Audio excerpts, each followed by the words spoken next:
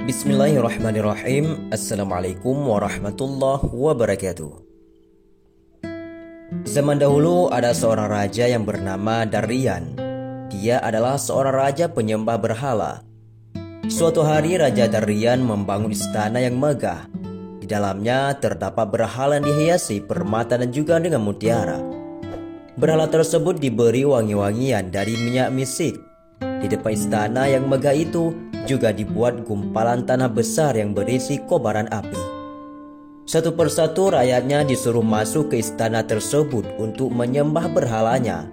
Apabila menolak, maka rakyat akan dilemparkan ke dalam kubangan api yang berisi api yang sangat besar.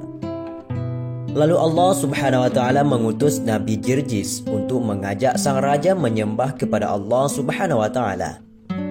Nabi Jirjis pun menghadap sang raja dan berkata kepadanya, "Mengapa engkau menyembah berhala padahal dia tidak bisa mendengar, tidak bisa melihat dan juga tidak bisa memenuhi kebutuhanmu?" Raja Darrian pun menjawab, "Sejak aku menyembah berhala, aku mempunyai kerajaan dan hartaku menjadi berlimpah. Sedangkan kamu, apa yang telah kamu dapatkan dengan menyembah Tuhanmu? Kamu tidak mempunyai harta dan kemewahan seperti aku. Tidak nampak sedikit pun kenikmatan yang kamu dapatkan." Nabi Jirjis pun kembali berkata, "Sesungguhnya nikmat dunia itu akan hilang saat kita meninggal, dan Tuhanku telah memberikan kepadaku nikmat akhirat dalam surga." Maka terjadilah diskusi yang panjang di antara mereka berdua, yang pada akhirnya sang raja menjadi murka karena kalah dalam berargumentasi dengan Nabi Jirjis. Lalu ia memerintahkan bawahannya untuk membunuh Nabi Jirjis. Sang raja pun memberi perintah untuk mendidihkan air dalam sebuah bejana besar, lalu menumpahkan ke tubuh Nabi Jirjis. Seketika itu juga tubuh Nabi Jirjis langsung meleleh. Tak berhenti sampai di situ saja, sang raja memerintahkan untuk menyisir tubuh Nabi Jirjis dengan sisir yang terbuat dari besi, hingga tak tersisa sedikit pun daging dari tubuh Nabi Jirjis, kecuali hanya tulang-tulangnya saja. Lalu Allah Subhanahu wa taala menghidupkan kembali Nabi Jirjis dan mengembalikan bentuknya seperti sedia kala. Kemudian Nabi Jirjis menyuruh kepada sang raja dengan suaranya yang sangat keras, "Hai kafir, katakanlah tiada Tuhan selain Allah." Melihat keajaiban itu bukannya membuat sang raja menjadi beriman, tapi justru membuat sang raja semakin geram. Ia kembali mengincar Nabi Jirjis dan raja memerintahkan agar membawakan 6 paku besar dari besi. Lalu menancapkan 2 paku tersebut di kedua tangan Nabi Jirjis dan menancapkan 2 paku di kakinya. 1 paku ditancapkan di kepalanya dan 1 paku lagi ditancapkan di dada Nabi Jirjis. Tubuh Nabi Jirjis penuh luka dan darah akibat paku-paku tersebut dan beliau pun langsung meninggal dunia.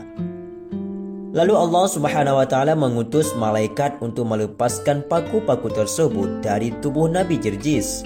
Nabi Jirjis pun hidup kembali dan tubuhnya kembali utuh seperti sedia kala. Bekas luka dan darah yang mengalir di tubuh Nabi Jirjis hilang seketika.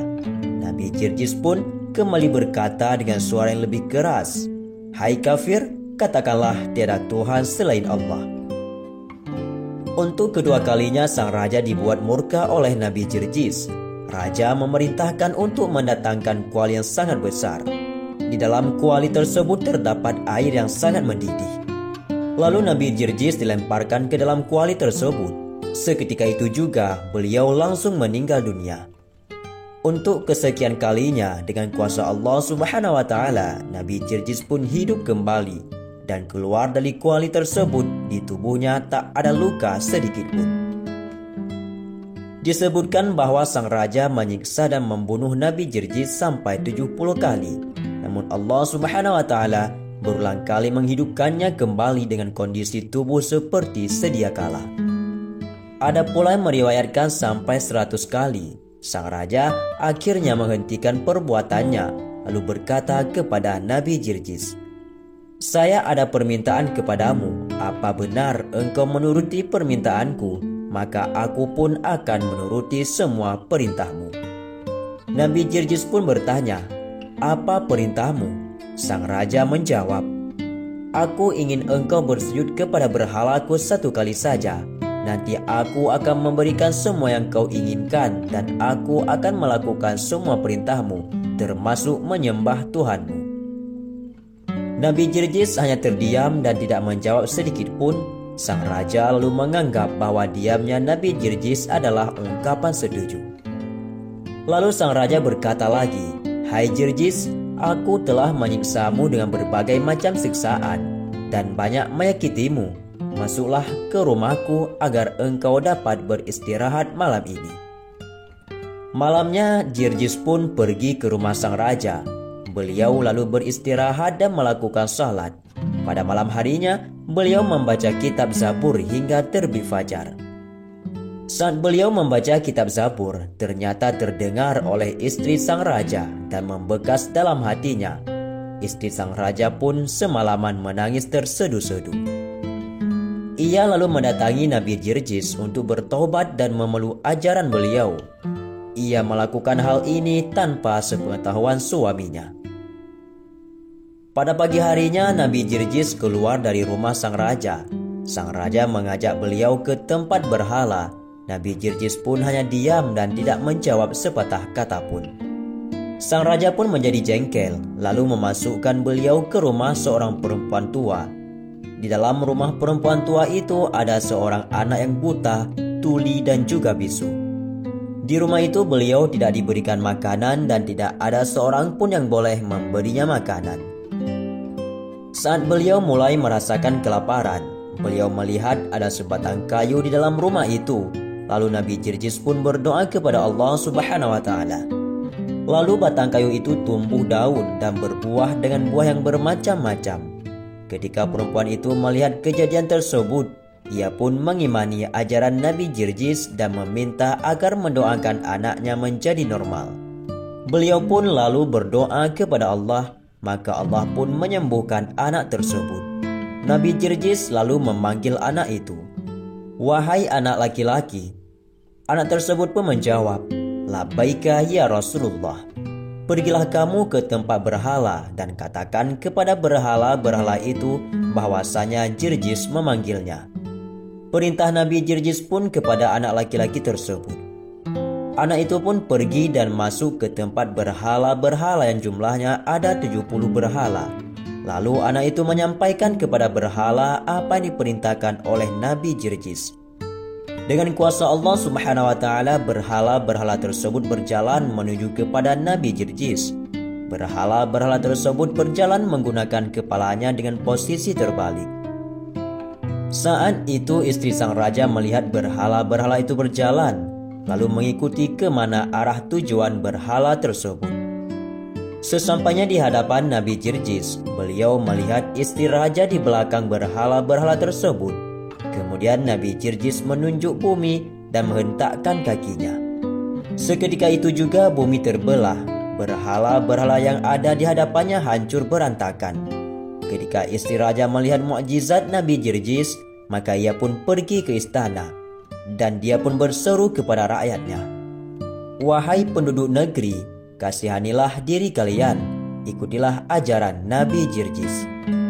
Sang raja sontak kaget mendengarnya. Lalu raja berkata kepada istrinya, "Sesungguhnya aku sudah melihat banyak mukjizat, tapi aku tidak mau mempercayainya. Engkau baru saja melihat satu saja, sudah langsung mempercayainya." Sang istri pun menjawab, "Itu karena kamu adalah orang yang celaka, sedangkan aku adalah orang yang beruntung." Kemudian sang raja pun memerintahkan bawahannya untuk membunuh istrinya. Di saat yang lain, Nabi Jirjis pun bermunajat kepada Allah Subhanahu wa Ta'ala, "Ya Tuhanku, saya telah merasakan gangguan orang-orang kafir selama 70 tahun lamanya, dan sudah tidak tersisa lagi kemampuanku setelah hari ini. Maka berikanlah kepadaku rizki mati syahid dan azablah mereka." Tak lama kemudian datanglah beberapa utusan istana kepada Nabi Jirjis. Lalu mereka melepaskan pedangnya ke tubuh Nabi Jirjis. Nabi Jirjis pun meninggal dalam keadaan syahid. Setelah Nabi Jirjis terbunuh, terlihat api besar yang berkobar-kobar turun dari langit. Api tersebut lalu membakar istana sang raja hingga tak tersisa sedikit pun. Raja pun dan para pengikutnya mati dalam keadaan mengenaskan. Nabi Jirjis ini oleh sebagian ulama digambarkan sebagai nabi yang memiliki mukjizat dari Allah Subhanahu wa taala. Dia dibunuh sebanyak 70 kali dan selalu hidup kembali. Hanya saja kisah tentang Nabi Jirjis perihal kapan masa kenabiannya, lokasi dia diutuskan, banyak versi dalam kisahnya. Beberapa sumber mengambil kisah Jirjis diilhami oleh karakter Saint Gorger yang dikenal di kalangan orang Kristen sebagai sosok ilahi dan legendaris. Lalu ada pula yang menyebut Jirjis tinggal di Mosul yaitu Irak. Hal ini diketahui dari sebuah bangunan masjid bersejarah dan kuil yang dibangun pada abad ke-14 di Mosul.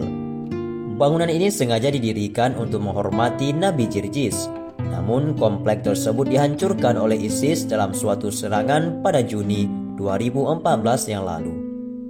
Satu riwayat lagi menyebutkan Nabi Jirjis merupakan salah satu dari 313 nabi yang Allah berikan mukjizat. Dalam kitab As-Sabatu fi Mawa'idhil Bariyat menyebutkan ada 7 peristiwa berdarah yang terjadi pada hari Selasa. Salah satunya adalah terbunuhnya Nabi Jirjis. Profesor Dr. Umar Sulaiman Al-Ashqar dalam bukunya berjudul Pengantar Studi Akidah Islam menjelaskan bahwa para ulama tafsir dan sejarah menyebutkan banyak nama para nabi dengan menukil dari Bani Israel atau berpegang pada pendapat-pendapat yang tidak jelas kesahihannya.